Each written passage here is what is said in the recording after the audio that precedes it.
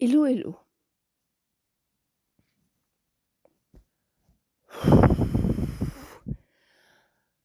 Ce que je vais dire ne sera pas facile à dire. Je souffre d'un peu trop d'empathie.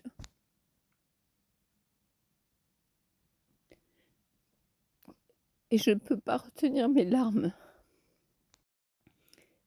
Mais je vais faire mon possible. Je chronique. C'est comme ça que je suis sur YouTube depuis à peu près 9 mois. Et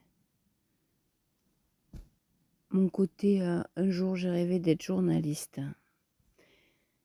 Et mon côté le pire, celui où si je peux, je dis. La finale de la Coupe du monde au Qatar en 2022 vient d'avoir lieu et je n'avais pas prévu de chroniquer le foot. C'est pas ma came, mais les circonstances, les aléas, je prends ce qui vient, comme c'est écrit dans le descriptif de ma chaîne. L'air du temps, ce que je hume. Je me suis retrouvée à chroniquer cette Coupe du monde sans l'avoir prémédité pour m'être promenée en ville parce que le Maroc a gagné, que j'habite à La Paillade, que j'ai enregistré les klaxons et les feux d'artifice des matchs que le Maroc a gagnés. Et puis le Maroc a perdu. Mais c'est pas ça qui est important. La France a perdu. La France a perdu cette finale. Les gens qui s'intéressent au foot, je suppose que vous le savez. Mais ici, je m'en doutais. Il pourrait y avoir eu toutes sortes de sons ou de pétards parce qu'ils ont besoin de se lâcher, mais ici à La Paillade, on est en deuil.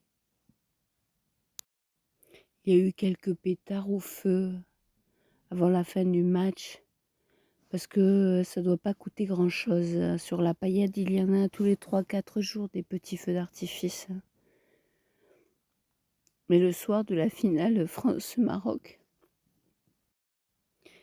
un jeune garçon de 14 ans est mort renversé par une voiture qui roulait à toute blinde probablement. J'ai des souvenirs de sortant de chez moi, il y a un passage clouté et hurlant après des fous qui roulent très vite et que c'était écrit, c'était prédestiné que ce genre de couillon un jour tuerait quelqu'un.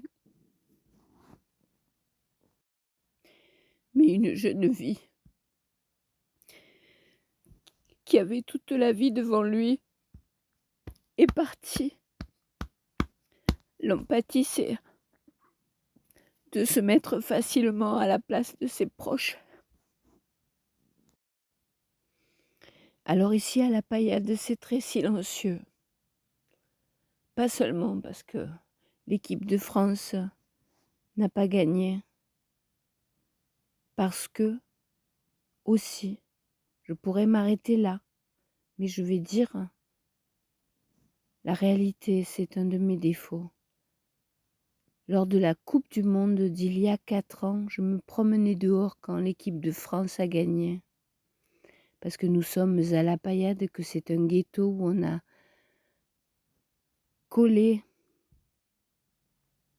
des populations migrantes, blablabla, bip bip bip. L'objet n'est pas de faire un débat ou une polémique. Eh bien, la réalité de mon ghetto, qu'il serait temps que tout ça s'arrête en effet, c'est que quand l'équipe de France a gagné, il y a eu à peine de bruit, 2 ou 3 klaxons, et pire, ça se passait en été. L'excitation a fait qu'un enfant a crié quelque chose par une fenêtre, et vous ne me croirez pas, pourtant c'est du vécu.